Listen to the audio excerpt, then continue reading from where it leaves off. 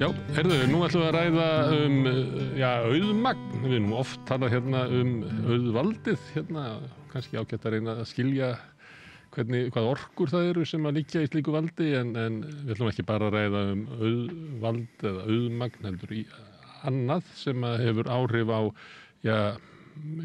hvort að við heyrumst og sjáumst og hvort við höfum áhrif í samfélaginu sem við lifum í. Hann Jón Gunnar Bernburg, prófessor, hingað kominn. Blessaður. Gerðu það ekki. Heyrðu, þú með fleirum ert að rannsaka margar tegundir, hvað kallir þetta, auðmagns? Auðmagn, já.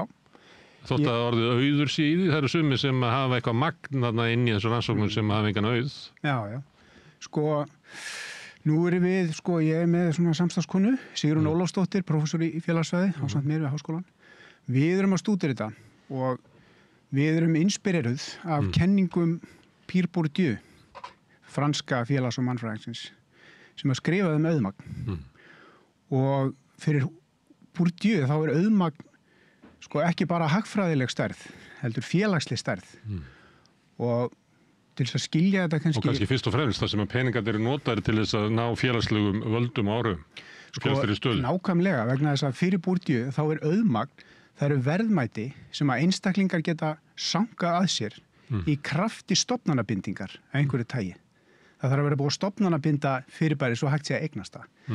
Þú eignast ekki eignir nema þessi eignaréttur og peningakerfi og allt það til dæmis. En Bourdieu vill sem sagt horfa á auðmagn miklu, miklu víðara heldur en það. Hann segir auðmagn getur verið og er hagræðiseðlis, eignir, lönd, peningar og svo framvegis. En auðmagn er líka félagslegs eðlis eða óhagræn stærð og þar er hann sérstaklega að vísa í það sem hann kallar menningarlegt auðmagn og félagslegt auðmagn. Síðan bætist fjórða típan við getum rætt hana þessu eftir. Og með menningarlegu auðmagni þá á Bourdieu við að við getum sankað að okkur þekkingu. Við getum sankað að okkur þekkingu, leikni, færni sem að áleitin er réttmætt í hverju félagslegu samhengi. Þetta getur verið sérfræðikunnátta, þetta getur verið innsýn í einhverjar aðstæður, þetta getur verið að hafa rétta smekkin fyrir hlutunum, þetta getur verið að kunna tala rétta tungumálið og segja réttu orðin og réttu augnablikunum. Menningarlegt auðmagn er mjög mikilvægt, segir Bourdieu. En síðan í nútíma samfélagi þá er menningarlega auðmagni líka stofnanabundið. Það er að segja að við getum farið í skóla og fengið formlegt menningarlegt auðmagn. Þú fær doktorspróf og þá ertu formlega með ákveðna sérfræði kunnáttu. Þannig að... En í góðri menningu þá greinir nú þar á milli að góð menning, hún sér í gegnum það þótt að þú sért prófessor, að þá færðu ekki átómatísk virðingu út á það, heldur þarft að ávinna þér einhverja virðingu með því að segja eitthvað sem að gagnir af eða gera eitthvað sem að gagnast okkur hinnum. Já, það er samkvæmt Bourdieu, að Bourdieu hann skilur svolítið á milli.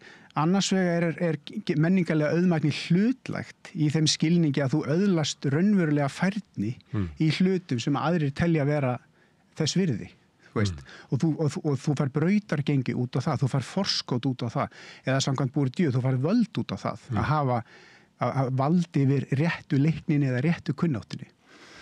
En svo, segir Bourdieu, en svo er annað stig, svona annað lag sem að bætist ofan á, að það er það að vera með, til dæmis, segjum prófessorstitil, að það gerir það að verkum að fólk telur þig hafa ákveðna þekkingu, telur þið vera með ákveðin gæði, getum við sagt.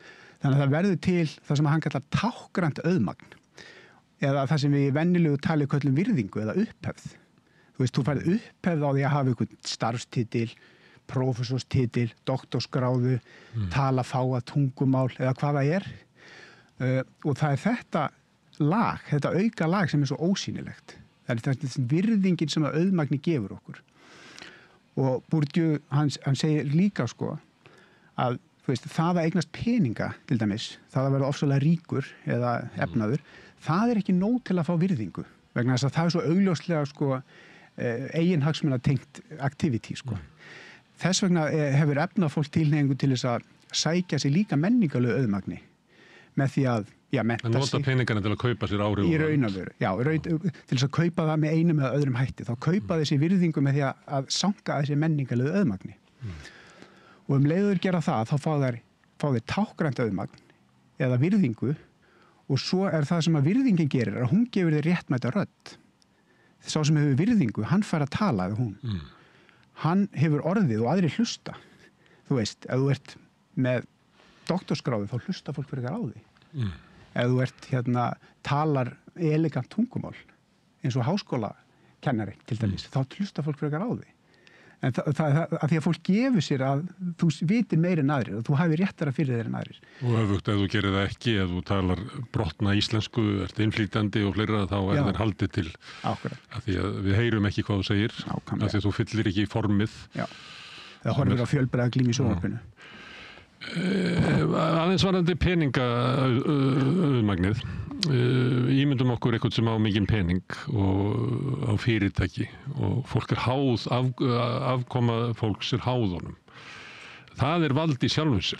Hann þarf ekki að kaupa myndlist eða vera með leikara í kvöldverðarbóði til þess að fitta inn í samfélagið. Bara staða hans sem auðmanns og áhrifamanns í atvinnulífi bara líklega meira vald eftir leikari getur nokkuð með náð. Þetta bara rosalega góðu punktur að það og Bourdieu gerir einmitt, reynir að gera greinamun á því sem hann kallar hlutlagt vald. Það valdið sem þú ert að tala um. Ef þú átt peningana, þá getur þú keypt þér húsið, þú getur ráðið iðnaðarmanninn og svo framvegis. Þú ert með hlutlagt vald, þú ræður yfir fólki. Og svo, Já, svo bara áhrif peningana að ef við værum hérna í svona hópi eitthvað staðar, segjum að við erum bara kallar að horfa okkur fótboltaleik og svo segir ríkasti kallinn brandara. Ég get eiginlega verið að hlæja flest allir af því. Já, það bara, peningar eru alveg rosalegt afl. Já, en þú getur fengið greiða hjá honum, hann geti greitt vegðinn, borga sig að vera vinur ríkakalsins. Já. En sem sagt, og síðan, og það þetta hlutlæga vald. Síðan það huglægt vald, eða tákrænt vald. Og það valdi sem við fáum vegna þess að aðrir álita við höfum eitthvað meira og betra út af stöðu okkar. Þú ert forstjóri, þá heldur fólk og gerir ráð fyrir að þú sért eitthvað æðri heldur en við hin, sko. Þú ert með doktorspróf og þá heldur fólk að það hljóta að hafa rangt fyrir sig eða lendir í rifrildi við því og svo framvegis. Nú, sagði hann að þá bara þagnaru. Já, og það þetta element sem að við höfum svolítið áhuga á að skoða, svona empirist, þar að segja í rannsókn, eitthvað til í þessum hugmyndum, bæði almennt séð og svo kannski í íslensku samfélagi sérstaklega. Þú veist, gefur auðmagnmanni virðingu réttmæta rödd, gefur það manni meiri rödd eða hærri rödd en aðrir á ýmsum sviðum samfélagsins. Ef við förum svona efnahagslega neðst, það sem að fólk blámt, það getur verið láglauna fólk, innflytjendur sem að vinna sem þernur á hóteli hérna fyrir neðan. En í þeim hópi efnahagslega getur líka verið listafólk sem kannski með lægri laun heldur en þernan, en hefur hins vegar rödd. Akkurat. Þannig að þarna við höfum orðað þannig svona neðst, að þá getur þetta auðmagn sem ekki efnahagslegt skipta eiginlega höfumáli hvort að manneskjan upplifi sig til í heiminum eða hvort það bara sjáist yfir höfus. Því það náttúrulega stórir hópar í okkar samfélagi sem upplifa það að þeir eru bara ekki með, sko. Það aldrei hort til þeirra, engin áhuga á því að heyra sjónarmið þeirra. Akkurat. Og þetta einmitt eiginlega, getum við sagt, megin kjarnin í því sem að Bourdieu að segja. Efnahagslegt auðmagn bara ein típa af auðmagni. Menningarlegt auðmagn önnur típa. Og það heilmikil fylgni á milli þeirra. Tilhneigingin svo að þeir sem hafa efnahagslegt auðmagn, þeir hafa meira menningarlegt auðmagn. En það ekki fullkomin fylgni. Það fullt af fólki sem eins og þú segir, listamenn og svo framvegis, sem eru með tölvert mikið auðmagn í þeim skilningi að þeir geta hringt í fjölmiðla og fengið viðtal með auðveldlega eða þeir eru beðnir að koma í viðtal á þess að kannski eiga krónu, sko. Þannig að það ekki fullkomin fylgni og þess vegna þurfum við að skilja svolítið á milli í mælingum, eða það það sem við erum að gera, ég og Sigrún, að við erum að mæla, þú veist, hagrænt auðmagn fólks, menningarlegt auðmagn fólks, félagslegt auðmagn fólks og það gerum við með því að skoða hvort það tengist elítum í samfélaginu. Þú veist, ertu náinn inn í hóp fólks þar sem að margir í stjórnmálum, ertu náinn inn í business elítu, ertu náinn inn í menningar elítu, þannig við mælum þessa hluti líka. Og þá getum við farið að spyrja, sko, empirist eða í rannsókn með tölum, með svona fylgnireikningum, hvaða tegundir af auðmagni skipta máli og hvaða tegundir af auðmagni skipta ekki máli í íslensku samfélagi. Eða hvort að fólk metið það sjálft hvort það skipti sig máli eða er það einhvern mælikvarða á því að hvort það leiði til þá líklega efnaðslegs ávinnings eða eitthvað slíkt? Sko, í þessu sambandi þá erum við að því að hugsa táknræna auðmagnið, þessa réttmætu rödd, að þá erum við að spyrja fólk beint það, þú veist, telur þú að staða þinn í þjóðfélaginu veitið þið viðtal í fjölmiðlum? Telur þú að staða þinn í fjölmiðlum gerir það verkum að læknir hlusti frekar á þau, þú fyrir að lækna viðtal. Þú veist, gefur staða, eða þínu eigin mati, gefur staðaninn þér rödd í alls konar aðstæðum. Og síðan það sem við gerum er að við spyrjum, þeir sem telja að staða sín veitið þeim rödd, hverjir eru það? Eru þeir efnaðir, ekki efnaðir? Eru þeir menntaðir, ekki menntaðir? Lifa þeir fáuðum lífstíl? Og svo þurfum við að taka tilliti til kynja og alls konar hluta. Kynja, innflytjendastöðu og svo framvegis. Og mældu þið alls konar auðmagn eða voru þið? Já, við teljum við svona reynum að mæla svona þessi megin form auðmagns. Efnaðarslegt auðmagn. Getur þú að svara mér hvað eru margir sem telja sig hafa efnaðarslegt auðmagn? Getur þú sagt, það eru 45% landsmanna telja? Nei, það er ekki þannig. Þetta er ekki spurt þannig. Ég get svarað þér að cirka þriðjungur telur að staða þeirra veiti þeim sko rödd á almannafæri, sko, veiti sjónað með þeim þeirra auki vægi þegar þeir eru kannski hjá lækni eða út í búð eða eitthvað svoleiðis, sko. Síðan er svona 15 sem telur að staða þeirra gæti komið til áhrif í stjórnmálum eða þeir færi þá leið, sko. En það er engar svona... Færri? Færri, miklu færri. En kannski það sem er áhugaverðast á okkar mati í niðurstöðunum, það er að spyrja hverjir eru það sem að upplifa að staða þeirra gefi þeim rödd. Hverjir eru það? Já, hverjir eru það? Þá koma flækjurnar. Í fyrsta lagi, og þetta er enda mjög áhugavert finnst mér, að þá fer það eftir því á hvaða sviðum samfélagsins við erum að horfa á.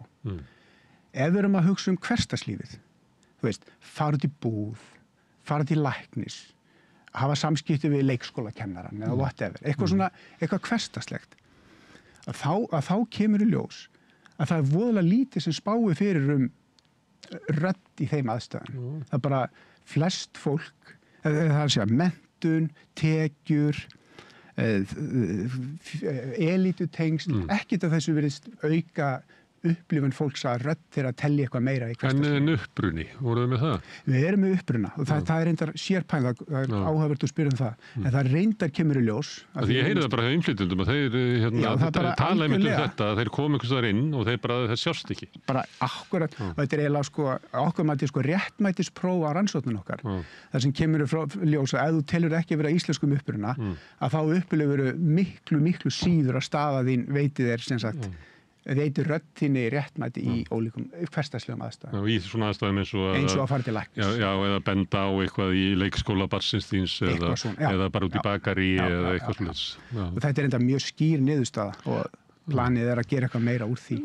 Ég veit ekki hvort það sé samanburð við önnur lönd, en maður geti alveg séð fyrir sér lönd þar sem kannski svona stéttarskipting er inngrónari og þar sem að hvernig fólk talar, það er ólíkt eftir stéttum og uppruna og öðru slíku, að það væri fleiri eða færri í slíkum löndum sem upplifðu það þeir hefðu rödd í almannaríminu eða á svona hversdagslegum aðstæðum heldur en á Íslandi, þess að við höfum ekki, þó að sé vissulega stéttarskipting, en þá er hún ekki með svona skýr og er til dæmis í Englandi, þar sem að kannski bara fyrir 40-50 árum að það hefði engin verkamaður dottið í hug að vera í leðurjakka, hann hefði bara verið í leður líkisjakka, af því að það hefði verið að klæða sig upp fyrir sig með að vera í leðurjakka.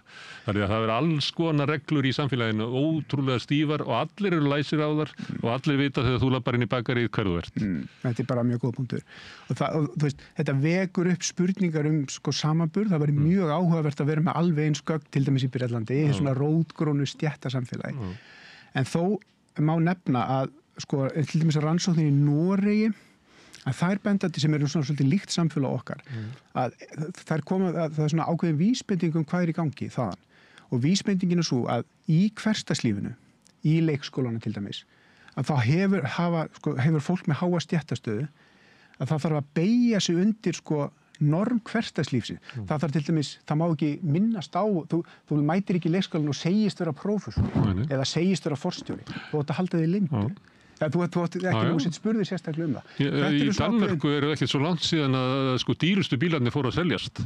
Af því það bara var ekki við hæfið á þetta peninga að vera að berast á. Já, það má segja og sumuleyti var þetta líka til í Bandaríkjunum og þú sér það bara í bíómyndunum að það er allir að klæða sig niður, það er allir að vera svona casual og vondikallinn hann er alltaf uppstrílaður og eins og evróskur aðalsmaður. Þannig að það er í þessum löndum svona tilhneiging og ég held að það sé mjög sterkt í keltnesku löndunum að þú átt ekki að vera monta þig af Það er svona verið norm gegn því að vera að upphefja sjálfan sig. En þetta er líklega brotið í öllu löndum og nýfrjálsíkjárunum svona fyrir 20-30 árum. Já, en síðan er þetta er eitt sem við komum í ljós og þetta finnst mér mjög merkilegt og það segir okkur eitthvað það að svona jafnaða norm, en þau fungera ágætlega svona í hversdagslífinu, virðist vera. En síðan þegar við komum að kannski þeim sviðum sem að raunverulega er að móta menninguna mjög mikið. Það er svið fjölmiðla, það er svið stjórnmála. Hverjir hafa aðgang þangað? Hverjir hafa réttmæta rödd þar? Þá sjáum við rosalega skýra niðurstöður.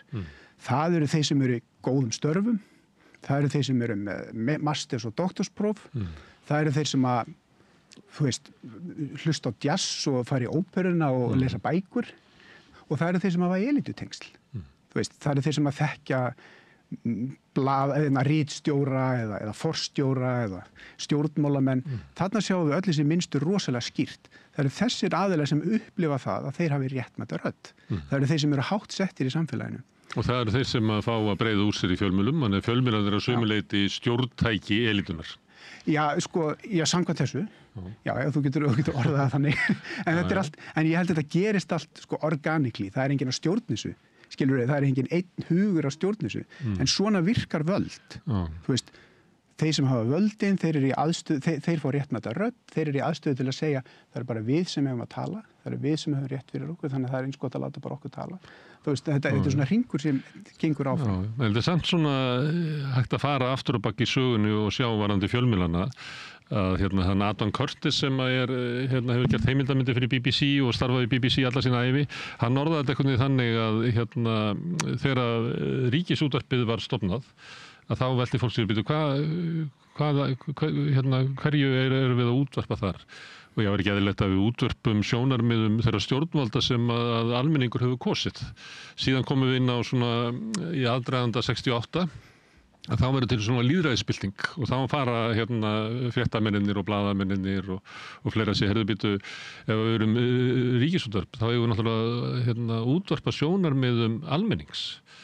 Og þú kannast við þetta að þá fóru menn að gera heimildamindur námubæi í Wales sem hefur verið skildir eftir og sjónarmiði fór og Íslandi þá var hægt að þéra ráðherranna og fleira. Þannig að verður svona lýðræðisvakning inn í stofnunum fjölmiðlana. Og sem að þegar ég til dæmis dagblæði sem að Jónas Kristjánsson stofnaði að það var alltaf við erum með sjónarmið skattgreiðenda, neytenda og almennings sem að orðaði þetta ágætlega og þessi bylting hélt svona áfram en ég held að hún hefði svolítið gengið tilbaka það virðist vera svona meiri vilji hjá fjölmiðlum að útvarpa sjónarmiðum stjórnvalda og það er alltaf verið að tala við viðbragðsaðila en aldrei við vitni og svona almenningur er smátt og smátt að hverfa aftur þannig að einhver leyti er þetta líka svona menningarlegar sveiflur sem eru Ég held að það sé rétt. Og það er mjög flókið, við erum að reyna að vera með raddir allra og það er erfitt að vera með raddir hinna radlösu því að formið sem er í fjölmiðlunum, viðurkennda samtal er svolítið kannski á okkar forsendum og þá þarf maður eiginlega að finna leið því ekki vill maður vera að draga hinna radlösu inn og tala við á einhvern veginn, maður er að reyna að finna formið á þessu. Og líka það er miklu erfiðar að fá það fólk til þess að koma þannig að stór hluta því fólki gengst inn á það að fjölmiðlarnir eru meira og minna fyrir hlutuna. Já, ég og Sigrún við erum búin að skrifa grein í fræðunum og greinin heitir The Sense of One's Place. Hvernig upplifir ég minn stað og það er pínlítið kjarnaatriði í þessu hjá Bourdieu. Þótt að við tölum ekki þetta er ósýnilegt þá skynjum við þetta öll á eigin skynni við upplifum mjög sterkt hver okkar staður er í þessari svona táknrænu skiptingu sem að er í samfélaginu. Þess vegna þurfa fjölmiðlar að vera vakandi fyrir því. Já, Ég tek svona dæmi hér að þú situr í stól þar sem að sko forsetinu við sitið í og biskupinn og þarna við líka sitið útigangsmaður og fleira. Og það svona, ég veit ekki hvort það skiptir máli eða hvort það nokkuð taki eftir þessu. En ef maður ímyndar sér Ríkisútvarpið að þá fengið þú að vera í kastljósi. En útigangsmaðurinn það tekið viðtal við hann heima hjá honum við hliðina á óumbúnu rúmi og hann settur í allt annað umhverfi. Þannig hann bara settur í sitt hlutverk. Afsakið að þú fórst að tala fjölmiðla og ég gaman fjölmiðlamaður að kveiknar í mér. Já, og það líka ein aðalmælingin hjá okkur. Það hvort að fólk telja staða þeirra gefið þeim rödd í fjölmiðlum. Gefur staðan þeir tækifæri til að fá viðtal í fjölmiðlum. Og þegar við spyrjum að þessu, þá kemur þetta svo rosalega skýrt fram. Og hverju segja nei? Já, þeir sem að segja ekki já, þeir segja nei. Það eru til dæmis ófaglegt verkafólk, svo ég tekið tæmi, og líka reynda faglegt verkafólk. Ófaglegt og faglegt verkafólk, það eru þeir sem hafa ekki háskólamenntun. Ég meina munurinn af þeim sem eru með grunnskólapróf og þeim sem eru með doktorspróf sko, þú veist, 8-faldur eða eitthvað. Þú veist, að bara ef þú ert ekki með háskólapróf, þá upplifir það að staðin veitir þér ekki tækifæri til þess að fara í viðtal í fjölmiðlum. En svo það líka þessir fínlegu, algjörlega ósýnilegu hlutir eins og þeir sem þú veist, eru aldir upp við bóklestur og hafa smekk fyrir jazztónlist, þeir eru líklegir til að upplifa það að þeir hafi réttmæta rödd. Og það er voða sjaldan í fjölmiðli sem heyri fólk til dæmis sem fær viðtal sem talar sko kannski ekki málfræðilega rétt mál. Ég meina það er eiginlega hálfgett skilyrði fyrir að fá verið í fjölmiðlum. Það er ekki að tala til dæmis rétt mál, hafa vald yfir menningunni á þann hátt. Með einhverjum hætti kannski. Það er ekki sama krafa að það sé það er ekki endilega einn ríkjandi smekkur þótt að sé náttúrulega mikill vilji til þess að halda á því þessu heilu Facebook-hópandir sem vakta það ef að einhver fréttamaður beygir vitlaust eða orðar með öðrum hætti heldur en þau hefðu viljað. Þannig það er mikið þrýstingur í samfélaginu að tala eins og fjölnismaður. Já. Og svo eitt í þessu sem maður langar að koma að sem er svo áhugavert af því að það spilar inn í hjarta Bourdieu af því að Bourdieu segir það er ekki nóg að eiga peninga þú færð ekki virðingu þú færð fullt af völdum út af peningu eins og varst að lýsa á það en þú færð ekki sko táknbundna undangnið þú færð ekki virðinguna bara út af peninga af því að peningar eru svo sjálfselgir þú veist, þeir sem eiga peninga þeir geta notað í eigin hag. Mér finnst það að vera frekar þannig í dag heldur en var fyrir 20 árum eða 30 árum. Ok, en Bourdieu segir þetta og hann segir að vegna þess að peningar er ekki nóg til að fá virðingu, þá þarftu menningarlegt auðmagn og þú þarft félagslegt auðmagn til að fá virðingu. Og það sem við sjáum í gögnunum okkar, að því við mælum bara einfallega hversu mikið cash áttu. Hefur efna á að fara að borða fyrir svona mikið og hefur efna á að gera þetta, hefur efna á að gera hitt. Að þá skipta þær mælingar miklu minna máli og nánast engu máli við hliðin á starfstitlum, menntun og hvernig lífstílu lifir og hverja þú þekkir. Það skiptir miklu máli heldur en cash power þegar kemur að virðingu. Sko. Svo sjáum við líka reyndar í gögnunum og þetta er nú verkefni sem Sigrún leiðir svolítið er að það gegnir öðru máli þegar við förum að spyrja fólk ertu reiður út af stöðuðinni? Ertu pirraður út af stöðuðinni? Ósáttur bara reiður? Já, þá er það efnahagslegi þáttur sem skiptir mestu máli. Að því að hitt er allt svo ósýnilegt. Þú veist, það er ekki þannig að menntaðir séu minna reiðir heldur en ómenntaðir. Vegna þess að menntun því að samfélaginu okkar þá réttlætir menntun stöðumunin. En þeir sem eiga mikið af peningum, þeir eru miklu minna reiðir heldur en þeir sem eiga lítið af peningum. Af því að það er ekkert sem að réttlætir það beinlínis. En ef að reiði er mælikvarði, sá sem er blankur en á mennta auðmagn, er hann síður reiður heldur en sá sem er blankur og á ekkert slíkt? Þú verður að segja mér þetta aftur. Sá sem er blankur er bara 20% minnst efnarslega umleggis en á sér eitthvað mennta auðmagn er hann minna reiður heldur en sá sem er í sömu efnarslegri stöðu en á ekkert félagsauðmagn, ekkert mennta auðmagn. Nei, bara það eina það er bara peningarnir. Þegar við spyrjum fólk, ertu reiður út af stöðin í samfélaginu? Það er bara peningarnir skipta máli. Bara laun og peningar. En ef við spyrjum, hlusta fólk á því? Gefur staðan því rödd í alls konar aðstæðum, þá skipta peningarnir eiginlega engu máli. Þá er það menntunin, lífstíllinn sem þú lifir, tengslinn sem þú hefur. Af því að eins og Bourdieu orðar það, þessir hlutir, þessir óhagrænu hlutir, þeir sko rangfæra misskiptingu. Þú veist, menntun felur í sér völd. En af því að við upphefjum menntun, að þá lítur hún út fyrir að fela sig ekki sér völd. Hún lítur bara út fyrir að segja sumir eru betri en aðrir. Þannig að Ég starfaði í stjórnmálaflokki sem að hefur svona að segja var að velja svona sjónarhorn áðan, segja þú veist að til fjölmiðlar geta gert það. Þau geta ákveðið að fjölmiðlinn með í augnhæð við almenning eða hann horfir á ofan frá eilindinni. En þetta flokkur sem vildi horfa frá þeim sem standa efnahagslega veikast. Og þar inni hópar sem hafa enga rödd. Lítið félagslegt auðmagn og lítið menntað auðmagn en það líka fólk sem hefur svona félagslegt auðmagn og þannig það náttúrulega í öllum hreyfingum og þannig var það í hinni sósíalísku hreyfingu á síðustu öld að það voru leiddir af kennurum og öðru slíku og kannski maður getur orðað sem svona að þeir sem voru líklegasti til forystu í þeirri hreyfingu voru kannski strákurinn í vinnuskútnum sem var með pocketbóki í vasanum ég meina þannig hefur alltaf verið en þegar maður var að skoða þetta og maður var að velta fyrir sig af hverju hefur barátta hinna allra verst settu ekki meiri stuðning í samfélaginu og til dæmis og af hverju eru þeir sem eru eilítið betur settir horfa frekar upp fyrir sig heldur en niður fyrir sig og ég fekk svona tilfinningunni að ef þú ert þarna við hliðina á hyldýpinu þar sem að þú ert enga peninga ekkert félagslegt auðmagn og ekkert menntað auðmagn og eitthvað fleira en ert kannski með aðeins meiri pening en átt eitthvað svona félagslegt auðmagn þá hryllingurinn að samsama sig við þeim sem ekkert eiga sem að fara inn í bakaríið og varir valla séðir, það ekki hlusta á þá almennilega hjá lækninu, fá ekki raunverulega þjónustu að óttinn við að detta þarna niður og lenda í þessari stöðu svo mikill að það eiginlega mannlegt að horfa frekar upp fyrir sig og samsama sig við þeir sem hafa það betur. Ég veit ekki hvort að Já, ég meina, þetta svona bara bollalíkingar og bara áhugavert Já. Já, þú veist að félagslegt auðmagn eða menntað auðmagn togar þig til þess að tengja þig upp fyrir sig og kannski verða óraunsærri á efnahagslega stöðu. Ég held ef ég fæ að vera svona spílítið ósveigjanlegur og tek sjónarhort Bourdieu á þetta, því við erum að tala hann maður hafi eitthvað akkeri Það verður að hafa talsmann. Já, þá myndi hann segja við horfum upp samfélagstíðan, við horfum á normið koma ofan frá samfélaginu. Þú veist, það sem gott og gilt, það kemur ofan frá í samfélaginu, vegna þess að það þeir sem að geta skilgreint hvað gott og gilt. Þú veist, þeir sem að hafa völdin, ekki bara efnahagslegu völdin, heldur menningarlegu völdin og félagslegu völdin, sem ég var að lýsa á þann.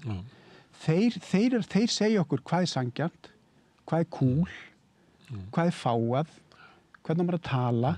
Þeir segja okkur það ekki bein, en þeir eru fyrirmyndin. En því að þeir eru með táknræna auðmætti, þeir hafa virðinguna. Þeir eru, þú veist, betri. Þannig myndi Bourdieu orða þetta. Þess vegna beygir restina af samfélagsins undir þessar skilgreiningar. Já, og þaggar niður í þeim sem að koma innan úr hyldýpinu og þá sagt, þetta nú kannski ekki alveg rétt orðað og þú kannski aðeins og reiður þú að segja þetta og ég meina þetta nú kannski ekki tilefni til þess að koma með þetta inn og þú ert alltaf á vitlausu stað, á vitlausu tíma, að orða þetta með vitlausum hætti. Þú ert óréttmætur einstaklingur. Þú ert ekki með auðmagn, samkvæmt Bourdieu, en við erum alltaf félagsfræðingar og við viljum vera empírískir, skilurðu, og við segjum þessi pæling, hún gildir sumstaðar í samfélaginu, hún virðist gildi í fjölmiðlum og stjórnmálum, þessum svona opinbera vettvangi sem skiptir þetta rosalega miklu máli, en hún einhver myndi segja sem betur fer, gildir ekki eins mikið í hversdagslífinu. Ekki heita pottinum, þegar við erum bara á skífunni. Þetta er mjög góð. Já, sem gæti verið vísbendingum um það að það sé í íslensku samfélagi eitthvað svona jafnaðar hugmynd að þú komið til dyrana eins og klæddur eða ekki eins og klæddur. Enginn betur en annar. Já, enginn annar. En svo erum við með eins og fjölmiðlana, stjórnmálavettvanginn og svona það sem kannski völd í samfélaginu eru, að þar gildir þetta heldur betur. Já. Þar sem að þú veist, málefnin eru rönnuð inn, þar sem pólitíkin verður til og réttmætt og allt það. Ég man að einhvern tíma var ég að reyna að útskýra þetta, ég veit ekki hvort það hafi verið byggt á bördu eða ekki, en þá sagði ég myndi okkur bara reglustöku upp í 10 cm. Og það bara þannig að þriðjungurinn að við sjáum þetta fólk ekki. Það hefur engan aðgang að fjölmiðlum og eitthvað fleira. Og þetta svona hugmyndur, hvar miðjan í samfélaginu, spurningin Við tökum bara 1/3 af og þá miðjan komin í 6,6 Svo vitum við það að auður sogar til sín völd eins og við höfum verið að lýsa hér og svo það hérna menningarauður og elítur þannig að það sogast þarna þannig að ef við ætlum að segja það hvar miðjan í svona samfélaginu opinberu samfélagsumræðu þá myndi ég segja verið svona kringum hérna 8,5. Og við verðum að hafa það í huga þegar við erum að tala í samfélaginu að þú getur ekki bara gengið inn í en almennu umræðu og haldið þetta sé svona jafningja grunni. Heldur verðu við, annarkot fjölmiðlarnir eða stjórnmálin eða eitthvað fleira sem að byrjum ykkur ábyrgð á þessu, háskólinn líka, þá verðu við eiginlega að færa hana, miðjuna, ef við ætlum ekki að vera bara blind eða skilja eftir svona stóra hópa sem að upplifa sig afskipta Algjörlega. Og fleira. Algjörlega. Sem kannski, ég veit ekki hvað hérna, hvort að setja toga félagsfræðingin yfir í stjórnmálafræðing, en hérna við erum að horfa náttúrulega á klofning í samfélögum, allt í kringum okkur, sem að einhverju leyti byggir á þessu. Það eru alltaf stærri og stærri hópur sem hefur ekki trú á því á stofnunum samfélagsins vegna þess að við ekki að þjóna okkur, við heyri ekki í okkur, alltaf að selja okkur eitthvað annað sem að, snertir okkar líf ekki neitt. Væri hægt að nota þessar kenningar einhvern veginn til þess að skilja þessa þróun? Bara 100% held ég. Af því að, á endanum þá erum við að, við erum með, eins og Bourdieu reyndar sjálfur, hann kallar þetta tákgræn átök. Það er alltaf átök í samfélaginu hvað verðmætt, hvað gildir, hvaða sjónarhorn eru rétt eða réttmætt, hvaða stíll flottur og svo framvegis, hvaða tungumál rétt og hvaða tungumál best. Og við erum að sjá, eins og til dæmis skýrasta dæmið eru í Bandaríkjunum, þar sem að, einhvern veginn, þeir sem að ekki hafa haft rödd á undanförnum áratugum, þeir eru í uppreisn og uppreisnin fyrir gegnum Trump sem að ráðast á, Harvard til dæmis, og Harvard náttúrulega táknmynd þessara svona mennta elítu sem að, hefur ráðið umræðinni. Þess vegna er hann að ráðast á Harvard, af því að Harvard og háskólinn toppmynd fyrir tákgræn völd hinna menntuð og hinna veltengdu, hinna sem hafa haft rödd í umræðinni undanfarna áratugi. Má ekki vera það sé rétt að þetta elíta sem hefur bara gleymt sér og horfið bara á nafnana sjálfum sér og hérna ekkert að þjóna samfélaginu lengur og bara að þjóna sjálfum sér og reyna að drottna við samfélaginu? Ég hugsa bara að allar elítur gerir það.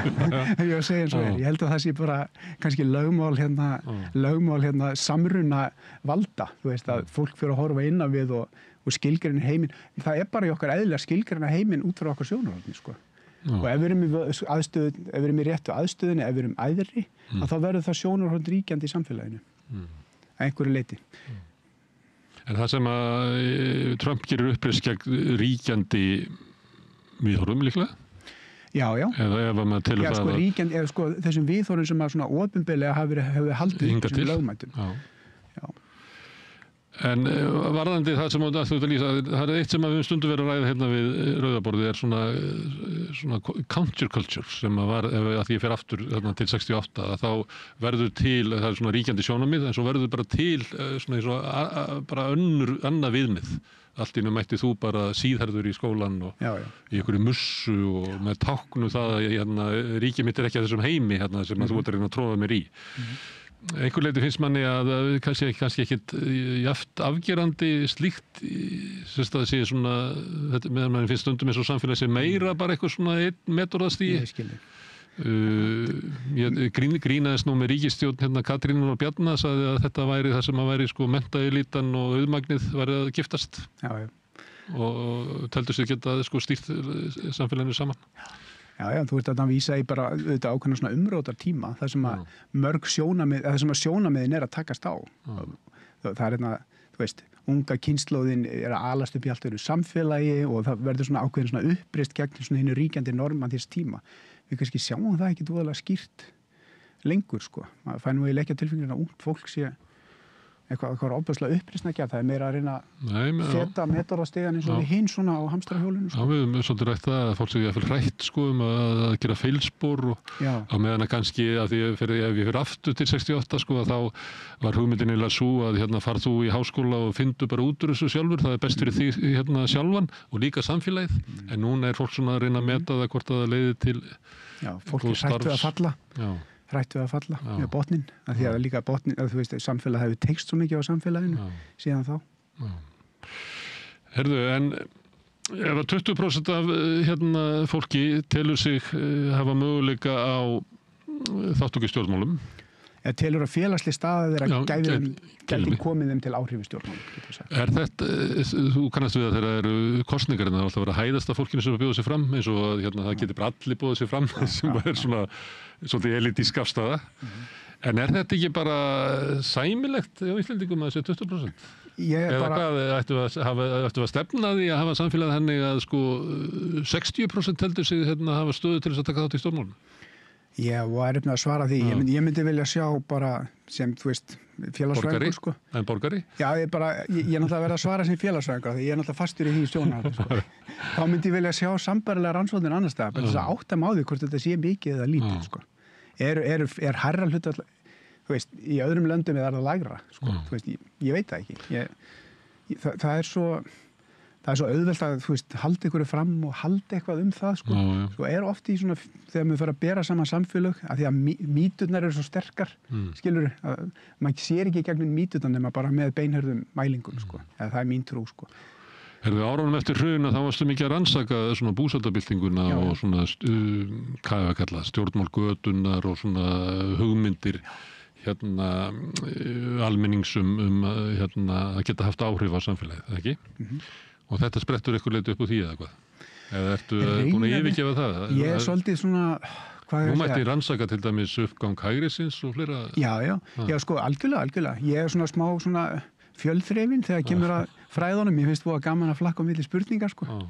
Og á þeim tíma og lengi vel þá voru mótmæli og þessar hreyfingar mjög áhugaverðar, fannst mér. Þetta voru bara rosalega stóra hreyfingar, eins og búsáhaldamótmælin, Panama-leika mótmælin. Þetta voru rosalega stór mótmæli og stóra mótmælarhreyfingar sem gaf okkur kleift að svara mjög áhugaverðum spurningum. In Defense og hagsmunasamtök heimilanna voru feikna öfluga á einhvern smá tíma. Þetta er svona umróta tími félagslegra hreyfingar. Og auðvitað er hægri hreyfingar mjög áhugavert rannsóknarefni líka, sko. Ég hef ekki skoðað það mikið, en það er mjög áhugavert rannsóknarefni. Herðu, Jón Gunnar, takk fyrir að koma hingað og segja frá rannsóknum ykkar. Takk fyrir að bjóða mér. Og kenningum og þóla það að ég sé svolítið að draga því hingað og þangað út úr fræðaheiminum. Af því að þetta er náttúrulega þitt starf til þessum heimi sem við lögum í. Algjörlega, ekki spurning. Kæra þakkir. Við ætlum að halda áfram að reyna að skilja þennan heim og þetta samfélag. Næsti kafli er eftir augnablik. Þarftan að tala borgarfulltrúa. Borgarfulltrúar Sósíalistaflokksins eru með viðtalstíma alla mánudaga klukkan 13:30 til 14:30. Það þarf ekkert að bóka tíma, endilega kíkjum við í Bólholt 6, 105 Reykjavík.